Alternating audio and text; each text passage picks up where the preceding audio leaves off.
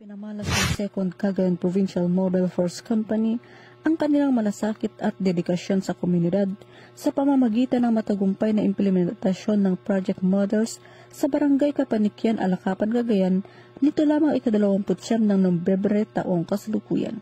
Tinatayang nasa 77 pamilyang Agta at 60 pamilyang Ilocano na matinding naapektuhan ng nagdaang pagbaha ang nabigyan ng tulong at serbisyong pangkomunidad. Pinangunahan ni Police Major Jefferson D. Mukay, Acting Force Commander, ang pamamahagi ng tulong na kinabibilangan ng libreng medical check-up, gamot, bitamina at iba pang pangunahing pangangailangan. Ang Holy Cross Parish Health and Nutrition Ministry Medical Team sa panguna ni Dr. Rose Lily Supnet Tala kasama ang volunteer doctors ang nagsagawa ng mga konsultasyon at serbisyong medikal para sa mga bata, matatanda at iba pang residente.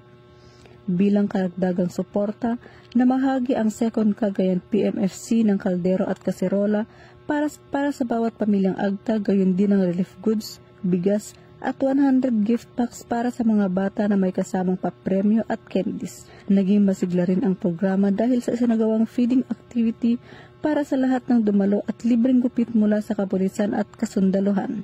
Tampok din ang PNP Agta Got Talent kung saan ipinakita ng mga katutubong Agta ang kanilang husay sa awit, sayaw at iba pang pagtatanghal. Tumanggap sila ng mga papremyo bilang pagkilala sa kanilang talento at kultura. Naging matagumpay ang aktibidad sa pakikipagtulungan ng 2nd Cagayan Provincial Mobile Force Company Advisory Group, Alpha Company, 17th Infantry Battalion, Philippine Army, LGU Alakapan, Alakapan Police Station at barangay officials. Ayon kay Police Major Mukay, mananatiling katuwang ng komunidad ang 2nd Cagayan PMFC sa paghahatid ng mga programang nagbibigay pag-asa at ginhawa, lalo na sa panahon ng sakuna. Patunay ito na saan man may nangangailangan, naroon ang serbisyong mabilis, tapat at tunay na nararamdaman. Mula dito sa Lambak ng Cagayan, ako ang inyong PNN correspondent, Patrolwoman Balyada, alagad ng batas, tagataguyod ng Balitang Pulis.